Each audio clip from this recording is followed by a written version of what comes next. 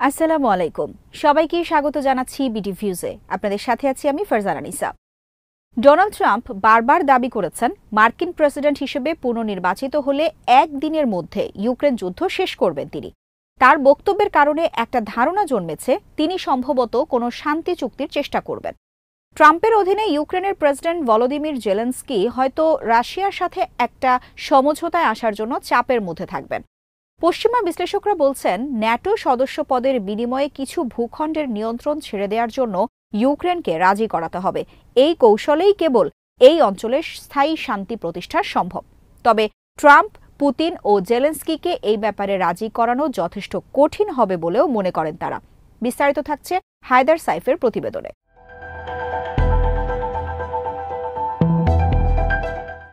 ঐতিহাসিকভাবে কিয়েভ আর তার মিত্ররা দর কষাকষির ব্যাপারে সবসময় অনীহা দেখিয়েছে। তাদের ধারণা সমঝোতায় রাজি হবার অর্থ হল দুর্বলতা দেখানো। এছাড়া যুদ্ধক্ষেত্রের বাস্তবতা এখনও শান্তির পক্ষে অনুকূল নয় বলে মনে করে তারা।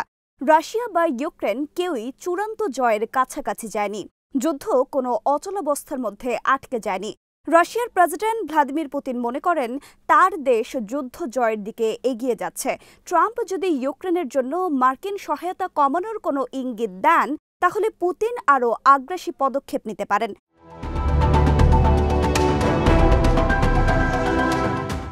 প্রথম দফা প্রেসিডেন্ট থাকাকালে তালেবানদের সাথে সমঝোতা করেছিলেন ট্রাম্প।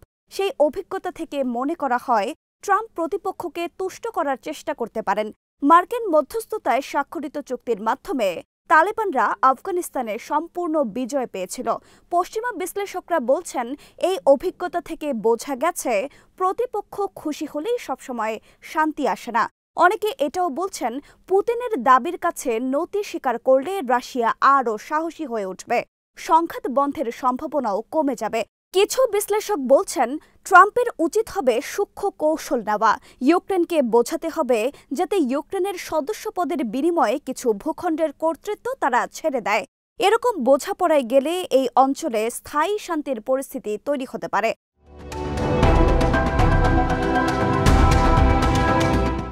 ডোনাল্ড ট্রাম্প আর তার মিত্ররা ইউক্রেনকে দেওয়া মার্কিন সহায়তা নিয়ে প্রশ্ন তুলেছেন।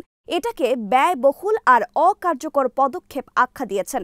কিন্তু অর্থায়ন হঠাৎ বন্ধ করে দিলে যুদ্ধ থামানো যাবে না। রাশিয়া আরও শক্তিশালী হবে মাত্র।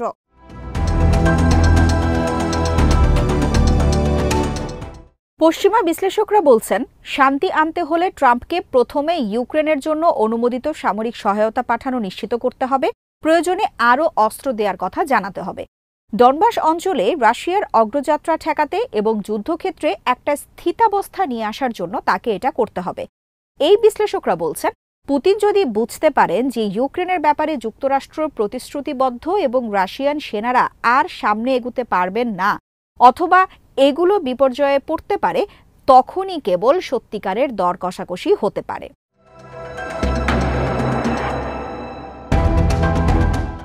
সমঝোতার জন্য ইউক্রেনের প্রেসিডেন্ট ভলোদিমির জেলেনস্কিকে রাজি করানোটাও হবে আরেকটা কঠিন কাজ। কারণ দর কষাকষির জন্য তাকে সব ভূখণ্ড উদ্ধারের প্রচেষ্টা আগে ছাড়তে হবে। এরকম ছাড় দিলে ওইসব অঞ্চলের ইউক্রেনের নাগরিকরা বিপদে পড়ে যাবে যদি না তাদেরকে ইউক্রেনের পশ্চিমাঞ্চলে চলে যাবার সুযোগ দেওয়া হয়।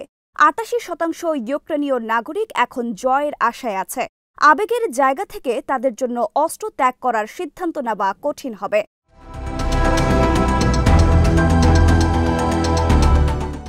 এছাড়া এই ধরনের সিদ্ধান্তের রাজনৈতিক চ্যালেঞ্জের দিক তো আছেই।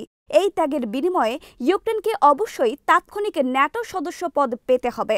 সেটা হলে ভবিষ্যতে রাশিয়ার বিরুদ্ধে গ্রহণযোগ্য প্রতিরোধ শক্তি তৈরি হবে তাদের।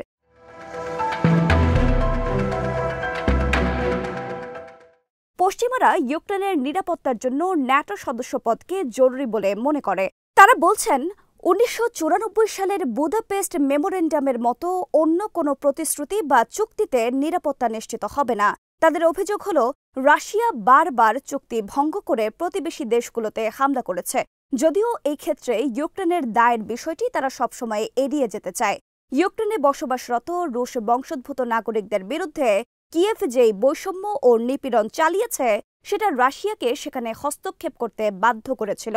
ইউক্রেন এখন বলছে তাদেরকে ন্যাটো সদস্যপদ না দিয়ে অস্ত্রবিরতি কার্যকর করা হলে রাশিয়া আরও সংঘবদ্ধ হবার সুযোগ পাবে এবং ভবিষ্যতে হামলার জন্য তারা আরও প্রস্তুতি নেবে।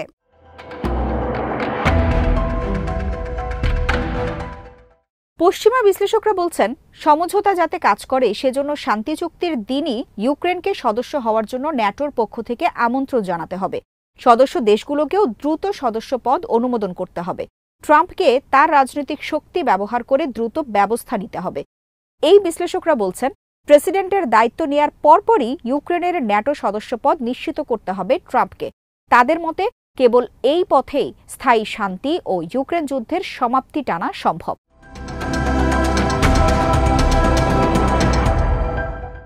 পুতিন কখনো ইউক্রেনের ন্যাটোতে যোগ দেওয়াকে মেনে নেবেন না। পশ্চিমারা মনে করেন ইউক্রেন বা ন্যাটোর এই বিষয়ে রাশিয়ার সম্মতি নেবার প্রয়োজন নেই। তারা বলছেন, পুতিনকে এই আলোচনায় বাধা দেওয়ার সুযোগ দেওয়া হলে মস্কো আর বেইজিংয়ের সামনে আমেরিকার দুর্বলতা প্রকাশ পাবে। এছাড়া ইউক্রেনের ন্যাটো সদস্যপদের ব্যাপারে পুতিনের উদ্বেগকেও তারা অতিরঞ্জিত বলে মনে করেন। উদাহরণ হিসেবে তারা বলছেন, 2023 ও 2024 সালে ফিনল্যান্ড ও সুইডেন ন্যাটোতে যোগ দিলেও পুতিন খুব একটা প্রতিক্রিয়া দেখাননি। তাছাড়া রাশিয়ার মোকাবেলা করতে গিয়ে ইউক্রেনের মধ্যে ন্যাটোর সদস্য হবার আগ্রহ আরও বেড়েছে বলে মনে করেন তারা।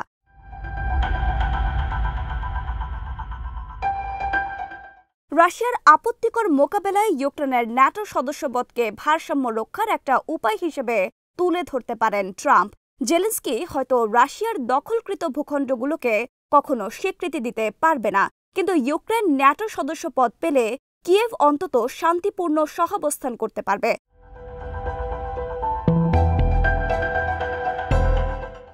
পশ্চিম জার্মানি ও দক্ষিণ কোরিয়াও তাদের প্রতিরক্ষা চুক্তির অধীনে একই ধরনের বোঝাপড়া করেছিল। অন্যদিকে সদস্যপদের শর্ত হিসেবে ন্যাটো ইউক্রেনের কাছে দাবি জানাবে যাতে রাশিয়ার ভূখণ্ড থেকে তারা সেনা সরিয়ে আনে। ন্যাটো জোটের যে প্রতিরক্ষার নীতি, সেখানে এই ধরনের কৌশলই তারা গ্রহণ করবে।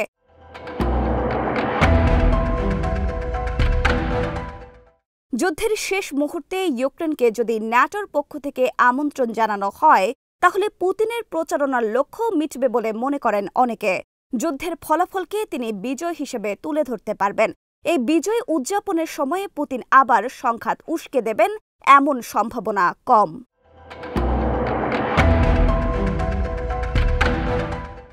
ইউক্রেনকে ন্যাটোর সদস্যপদ দেয়া হলে তৃতীয় বিশ্বযুদ্ধ উস্কে দেবে বলে মনে করেন অনেকেই। তবে এই আশঙ্কার সাথে একমত নন পশ্চিমারা।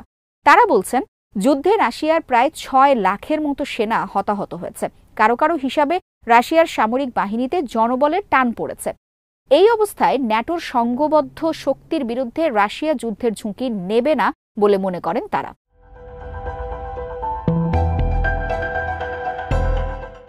পশ্চিমা বিশ্লেষকরা বলছেন, অর্থনৈতিক দৃষ্টিকোণ থেকে দেখলে ইউক্রেন ন্যাটো সদস্যপদ পেলে এই অঞ্চলে স্থিতিশীলতা আসবে। ত্রাণের যেই দীর্ঘমেয়াদী চাপ রয়েছে সেটাও কমে আসবে। ইউক্রেনের নিরাপত্তা নিশ্চিত হলে সেখানে বাণিজ্য ও বিনিয়োগ বাড়বে। ন্যাটো সদস্য দেশগুলো সেখানে উপকৃত হবে। আর যুক্তরাষ্ট্র তাদের অগ্রসর প্রযুক্তির জন্য দরকারি জরুরি খনিজ সংগ্রহের উৎস পাবে।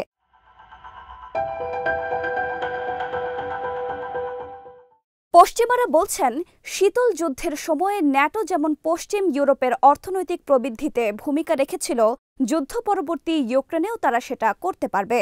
ইউরোপ আর আমেরিকা উভয়েরই অর্থনীতি এতে আরও শক্তিশালী হবে।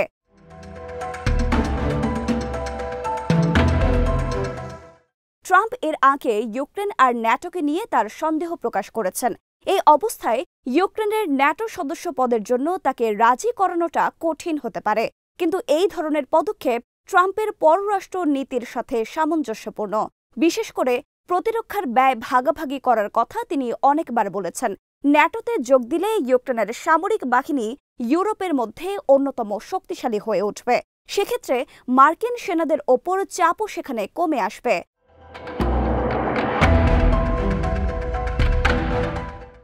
ন্যাটোর অন্যান্য সদস্যদেরকে ইউক্রেন ড্রোনের মতো অগ্রসর সামরিক প্রযুক্তির ক্ষেত্রেও সহায়তা করতে পারবে। সেক্ষেত্রে ইউরোপের সুরক্ষার জন্য যুক্তরাষ্ট্রকে যেই ব্যয় করতে হচ্ছে সেটা কমিয়ে আনার সুযোগ পাবেন ট্রাম্প।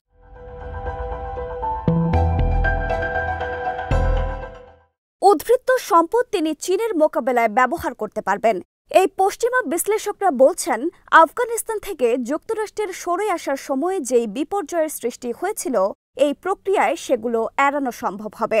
ইউরোপের শান্তিও স্থায়ী হবে। ট্রাম্প যদি এভাবে মধ্যস্থতা করতে পারেন, তাহলে তিনি নোবেল শান্তি পুরস্কারও পেতে পারেন বলে মনে করেন এই বিশ্লেষকরা। তারা বলছেন, পুতিন, জেলেনস্কি আর ট্রাম্পকে এই ব্যাপারে রাজি করানোটা হয়তো কঠিন হবে, কিন্তু অন্তহীন যুদ্ধ এড়াতে হলে এর চেয়ে ভালো কোনো বিকল্প সামনে নেই।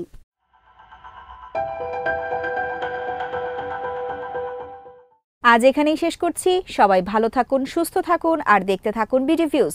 চ্যানেলটি ভালো লাগলে সাবস্ক্রাইব করুন, সংযুক্ত থাকুন আমাদের ফেসবুক পেজে। আল্লাহ হাফেজ।